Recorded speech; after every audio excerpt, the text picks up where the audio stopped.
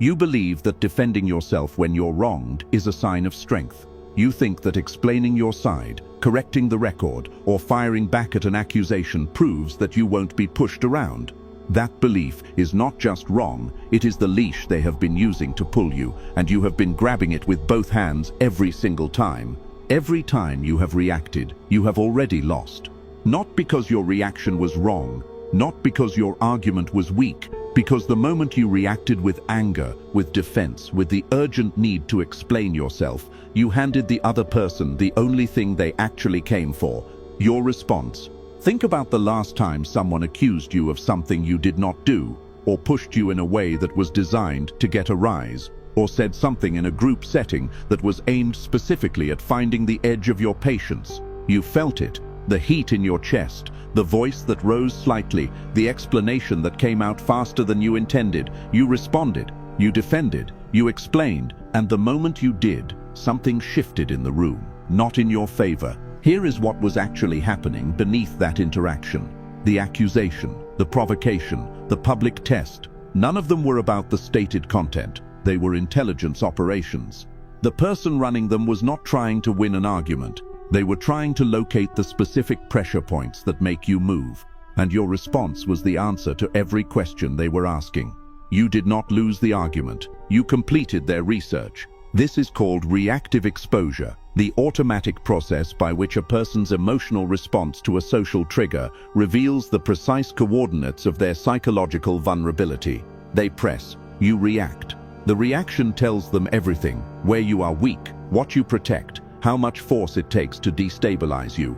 You handed them a map to your interior and signed it with your own name. Niccolo Machiavelli documented this mechanism from inside the most politically lethal rooms in human history, the councils of Florence, where a single visible reaction could end a career, a freedom, or a life. He was not theorizing from a comfortable distance. He was watching men destroy themselves in real time by responding to provocations that were engineered specifically to extract that response. He wrote it down with the precision of a man who understood that his own survival depended on never becoming the subject of his own research. He wrote, "The first method for estimating the intelligence of a ruler is to look at the men he has around him." He meant that the man who cannot control his response to pressure will always be surrounded by people who know exactly how to use that response against him. 7 laws. Each one names a specific situation where your reaction, your explanation, or your response has been costing you power you did not know you were spending. 7 situations you have been in recently. 7 moments where silence would have won what words surrendered. The man who walks out of this video still reacting is the man who stays mappable. The man who stays has just become significantly harder to find. You have been fighting the wrong war your entire life. Not because you lacked strategy, not because you were outmatched, because you were playing a game that only exists when you agree to show up for it. Every argument you entered, every accusation you defended, every provocation you answered, you were not participating in a conflict. You were providing a service. You were supplying the one thing the other person needed to maintain power over you, your response. The man who does not respond cannot be defeated, not because he is stronger, because there is nothing to defeat. You cannot win a fight against someone who refuses to be in it. There is a social mechanic that has been operating on you since the first time someone figured out that you could be moved. It is called reaction harvesting, the deliberate deployment of accusations, provocations, and social pressure, specifically to extract an emotional response that the harvester then uses as intelligence, as proof, or as leverage. They are not trying to win the argument, they are trying to confirm that the argument works on you. Every time you reacted, you confirmed it. Every time you explained, you validated their authority to require an explanation. Every time you defended, you accepted their frame before you opened your mouth. The first law is the one that has cost you the most, and it is the one you have violated the most recently. Before any law is named, understand the infrastructure beneath all 7. Every social environment you inhabit operates as an intelligence network. Everyone in that network, consciously or not, is continuously collecting data about the people around them, not maliciously in most cases. Structurally, the hierarchy of any social environment rewards the person with the most accurate model of the other players, and the fastest way to build an accurate model of another person is to watch how they respond under pressure. Your reaction is not a response, it is a data transmission. When you react with anger, you have transmitted your pressure point. When you defend with urgency, you have transmitted what you are afraid of losing. When you explain without being asked, you have transmitted that their opinion of you matters enough to alter your behavior. When you respond to a provocation with visible emotion, you have transmitted the exact calibration data the other party needed to determine how much force it takes to move you. The first law is not the most dramatic. It is the most immediately costly, because it is the mistake you are most likely making right now, possibly today. Law 1. Never defend yourself against an accusation. When you have been wrongly accused, the instinct is universal and immediate. Produce the evidence, correct the record, explain the context. The instinct feels like justice. It is not. It is the most reliable mechanism by which an accusation converts into a confirmed reality. Here is what actually happens in the moment you begin your defense. Before the first word of your explanation leaves your mouth, the observer, whether that is your accuser or the room watching the exchange, has already made a primary assessment. The assessment is not about the content of your defense. It is about the fact that you are defending. And the specific piece of information that fact communicates is, this accusation matters to you enough to alter your behavior. The guilty over-explain. This is not a moral judgment. It is a documented psychological pattern. The person with something to hide produces more words, more evidence, more context, because the stakes of being disbelieved are high. The person with nothing to hide produces less, because the truth does not require management. When you defend with urgency, the observer cannot distinguish between your urgency and guilt. Both produce the same behavior, and in the absence of a way to separate them, they default to the assumption that explains the urgency. The accusation must have been worth defending against. Think about the last time you explained yourself to someone who had already decided what they believed. The explanation, the context, the clarification that arrived in slightly too many words. You watched their expression. The explanation did not change their mind. It confirmed the frame they had already built, because the act of explaining accepted that their judgment of you was something that required a response. This is called presumption reinforcement, the psychological process by which a defensive response to a judgment amplifies the observer's confidence in that judgment, rather than diminishing it. You did not clear the accusation, you funded it. Machiavelli watched this mechanism operate at lethal stakes in the courts of Florence. The man who rushed to explain his loyalty when questioned communicated, by the act of rushing, that he understood there was something to question. The man who received the same question with stillness communicated that the question was not worth the energy of defense.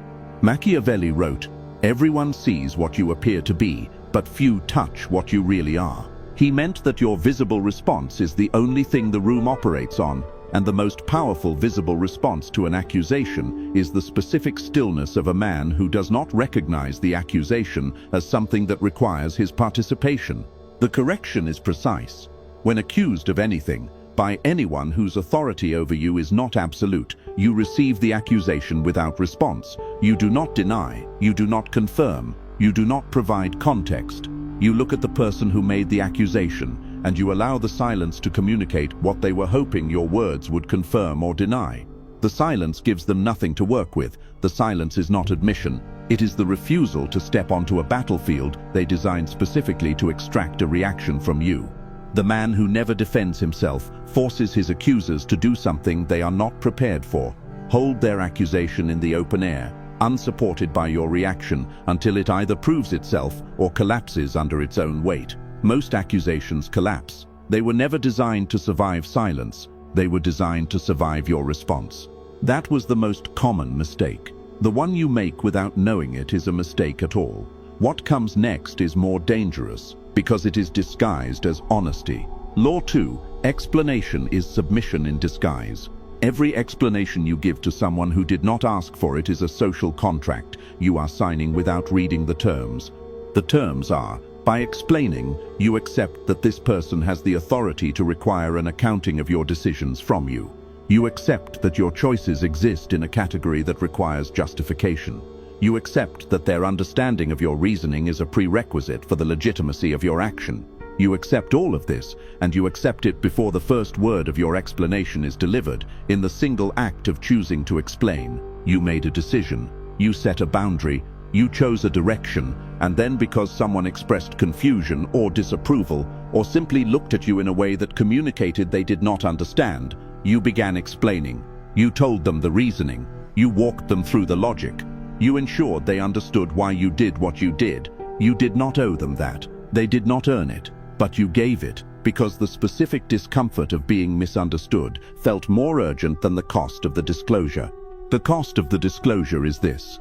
You have communicated that your decisions require external validation to feel complete.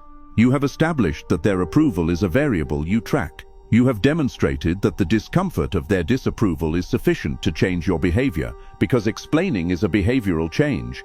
You altered what you were doing, which was moving forward, and redirected that energy toward managing their perception of your movement. Explaining yourself to someone who has no authority over you is like submitting your work to a committee that was not assigned to review it. The committee now believes they were assigned to review it, because you submitted. The dark mechanic operating beneath this pattern is what can be called voluntary jurisdiction, the process by which a person expands the range of people who have legitimate authority over their decisions by offering unsolicited explanations to those people. Every time you explain a decision to someone who did not request an explanation, you are extending jurisdiction to them. Over time, the people in your life who have received enough of your explanations begin to experience your decisions as things that belong in their jurisdiction, things they are entitled to understand, approve, or question. You did not give them that entitlement directly. You installed it through a series of explanations they did not ask for and you did not need to give. The correction is a single behavioral discipline. State your position once, one sentence, then stop talking. The silence that follows is not confusion, it is not coldness. It is the specific communication of a man who has said what needed to be said and does not experience the other person's need for more as a requirement to produce more. If they need more, they can ask, and if they ask, you can decide based on who is asking and what authority they hold over you, whether the question has earned an answer. The powerful man explains himself to his doctor, his lawyer, his closest confidants. Everyone else receives his decisions as facts, not as proposals awaiting approval. Think about the last time someone tried to get a reaction out of you, a comment in a group setting, a subtle challenge in a meeting.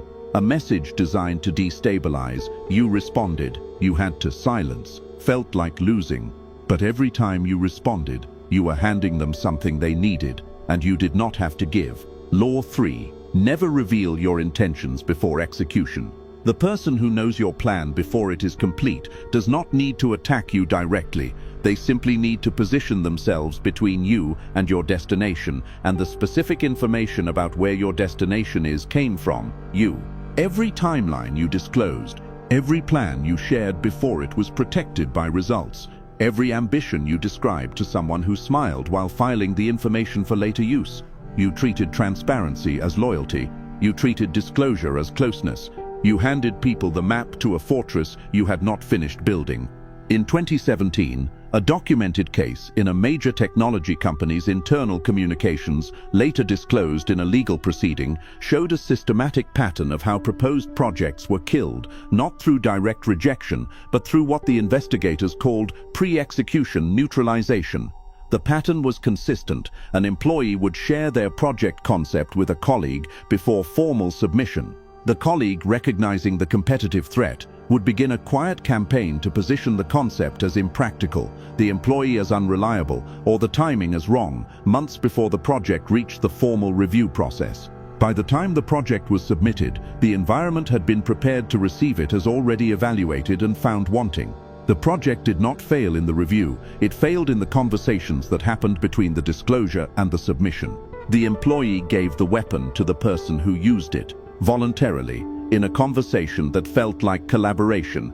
Your intentions are the only asset you possess that is completely protected until you choose to expose it. The moment you disclose an intention, it stops being protected. It becomes available to be undercut, redirected, stolen, or simply waited out by someone who knows that if they let your timeline expire, the result you were pursuing disappears with it. Machiavelli's law here is absolute. Announce results, not intentions. Let the finished work speak. The completed promotion, the published work, the executed decision, these can be engaged with as realities. The plan that is disclosed before it is complete can be engaged with as a possibility that might not happen, and people will help ensure it does not happen if it threatens their position. The correction requires the specific discipline of separating your internal processing from your external disclosure. You think freely, you plan completely, you discuss with no one whose interests could conflict with your success, and you announce the result on the day it cannot be taken back. There is a version of power that operates entirely without audience, without performance, without the need for the room to witness it. The next law is where that version of power lives. Law 4. Ignoring someone removes the fuel. Their power runs on. Every social aggressor, every person who diminishes, provokes, disrespects or manipulates requires one resource to sustain their behavior. Not your submission, not your anger, your attention. Attention is the oxygen that every form of social aggression needs to survive. Positive attention feeds it. Negative attention feeds it. Defensive attention feeds it. Angry attention is the richest source of all because it confirms that the aggressor has found the precise frequency that makes you respond, and they will return to that frequency every time they need the fuel. Ignoring, genuine ignoring, not performed indifference, not the loud silence of someone who wants to be noticed. Ignoring removes the oxygen entirely. The aggressor presses. Nothing happens. They press harder. Nothing. The loop that was designed to run, press, react, confirm, escalate, cannot complete. The circuit has no current because you removed the source. The specific psychological consequence for the aggressor is disorienting in a way that no counterattack produces. A counterattack confirms their model of the interaction. They expected resistance and found it, which validates the approach and tells them which direction to push next. Ignoring does not confirm the model.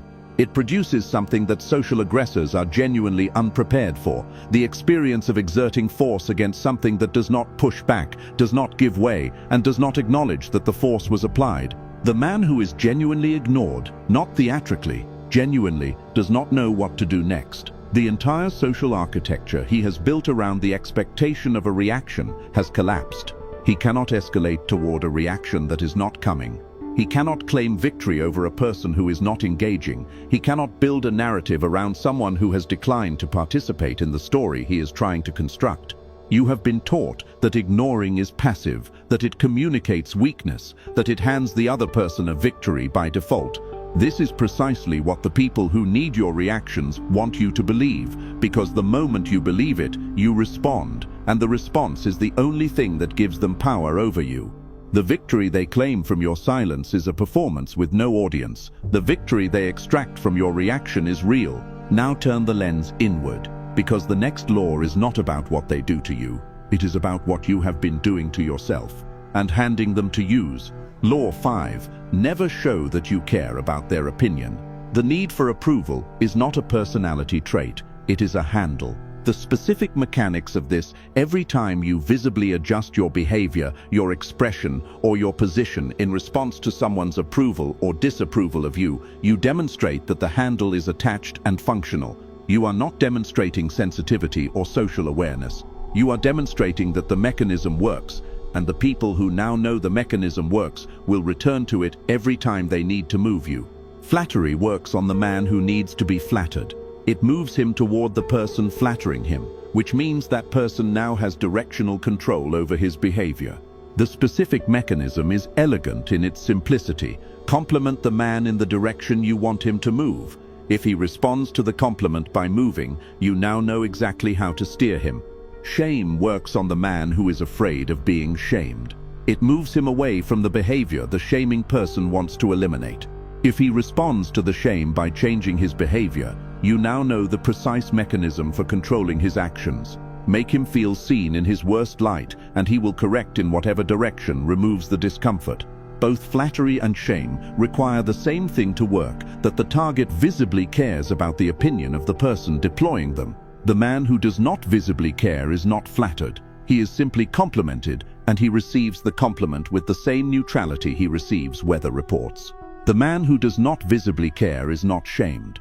He is simply criticized, and he considers the criticism with the same detachment he applies to any input that may or may not be relevant to his direction. Think about the specific person in your life who has been most effective at moving your behavior, either towards something they wanted or away from something they did not want.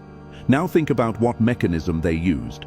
In almost every case, it was either approval, the warmth that arrived when you did what they wanted, or disapproval, the withdrawal, the criticism, the disappointment that arrived when you did not. Your responsiveness to both signals is what gave them the mechanism. Schopenhauer, the philosopher who spent his career dissecting the specific ways in which the need for external validation destroys the exceptional individual, wrote that most men are so dependent on the opinions of others that they are not living their own lives at all. They are living the life that others' opinions of them make possible. He described it as wearing a mask that eventually fuses to the face until the performance of caring what others think becomes indistinguishable from actually caring. What you are about to learn is the law most people never understand until they have already paid the highest possible price for not knowing it. Law 6. Non-reaction is the only response that cannot be used against you. Every word you say can be taken out of context. Every explanation can be reframed as an excuse. Every defense can be used as evidence of what you were defending against. Every expression of anger can be used to characterize your temperament. Every visible emotion can be deployed as proof of instability, weakness, or guilt, depending on what framing serves the person holding the record of your reaction. Nothing you produce in response to pressure is safe from being weaponized. This is not a hypothetical. This is the documented operational strategy of every sophisticated social operator, from political adversaries to legal opponents to personal enemies to the colleague who has been building a case against you in your manager's mind. The strategy does not require fabrication. It only requires collection, gathering your reactions, your expressions, your defenses, and your explanations, and then deploying them in the context that serves the operator's purpose. Your response was not designed for the context in which it will eventually be presented. You produced it under specific emotional conditions, in a specific moment, with specific context that will not travel with it when it is repurposed. What arrives at its destination is the reaction, stripped of context, carrying only the weight of the emotion that produced it. Silence produces nothing that can be collected, nothing given, nothing taken, nothing extracted, nothing weaponized. The man who produces no reactions gives the collector nothing to work with. The man who never explains gives the reframer no explanation to distort. The man who never responds to provocation gives the characterizer no behavior to characterize. Non-reaction is not passive. It is the most active form of information security available to you. You are not failing to respond. You are choosing to deny access to the raw material from which attacks are built. The silence is operational. It is the specific, deliberate decision to refuse the transaction that the other party is trying to execute. The correction here is internal before it is behavioral. You must change what you understand silence to mean. Silence in response to an attack is not an absence, it is a presence. The presence of a man who has assessed the attack and determined that it does not merit the resource of a response. The person on the receiving end of that silence understands exactly what it communicates. They expected a reaction and received instead the specific communication of someone who found the attack insufficient to respond to. That communication is more devastating to the attacker than any counter-argument you could have produced. You cannot control what people say about your words. You can control how many words you give them to work with. The final law is not a strategy. It is the condition that makes every previous law possible, and the specific state that every law you have learned today is building toward. Law 7. The man others cannot read, cannot be beaten. B cannot be beaten. Every social strategy that has ever been used against you required one prerequisite, knowing where you would go. The manipulation that worked required knowing you would respond to the specific emotional lever pulled. The provocation that landed required knowing the specific pressure point that would produce a visible reaction. The accusation that destabilized you required knowing the specific fear of being misunderstood, of being seen as guilty, of losing the approval of the room that would make you react. All of it required a map. And the map was built from your reactions, accumulated across dozens of interactions, refined through observation, confirmed through the specific intelligence data your responses produced every time someone pressed you and watched what happened. The unreadable man has no map, not because he has hidden himself behind a performance of impassivity, because he has genuinely ceased to produce the data from which maps are built. He does not react, he does not explain, he does not defend. He does not show that he cares about opinions that have no authority over him. He does not reveal his intentions before they are complete. He gives nothing to work with, and the people around him, after enough failed attempts to locate his pressure points, stop trying. They stop trying, not because they have become more respectful, because they have run the calculation and determined that the cost of attempting to move him exceeds any potential benefit. The cost is the specific disorientation of exerting social force against someone who does not respond to it, which is its own kind of exhausting. Marcus Aurelius, the emperor who governed the most powerful empire in the ancient world while managing simultaneous military campaigns, political conspiracies, and family betrayals, wrote a private journal he never intended to publish. In it, he returned repeatedly to one principle: the power of the man who cannot be moved by external force is not in his ability to resist. It is in his understanding that the external force requires his reaction to have any effect at all. He wrote, "You have power over your mind, not outside events. Realize this and you will find strength." He meant precisely this. The event has no power over you until you react to it. The reaction is the power transfer. The man who does not react has not lost anything because nothing was transferred. Non-reaction is not the removal of power from the interaction. It is the retention of power that would otherwise be transferred the moment you respond. Look at all 7 together. Never defend yourself against an accusation. Explanation is submission in disguise. Never reveal your intentions before execution. Ignoring someone removes the fuel their power runs on. Never show that you care about their opinion. Non-reaction is the only response that cannot be used against you. The man others cannot read, cannot be beaten. 7 laws. 1 architecture. The architecture of a man whose interior belongs entirely to him. What Machiavelli understood, and what the courts of Florence proved at lethal stakes, is that the most durable form of power is not power that is displayed, it is power that cannot be accessed. The man who cannot be read, cannot be moved, cannot be baited into surrendering the data his opponents need. That man does not need to assert his power. His environment adjusts to it automatically because there is no other option. If this video named something you have been living through like it, 1 sentence. Subscribe if this precision is what you need consistently. Tomorrow you will be in a situation that calls for a reaction, a provocation, an accusation, an explanation that someone is waiting for. You now know what that situation actually is. The question is whether you will walk into it the same way you walked into everyone before it, or whether you will walk into it as the man who understands that his silence is the most precise weapon in the room. The choice happens before you open your mouth. Make it before they give you the chance to forget.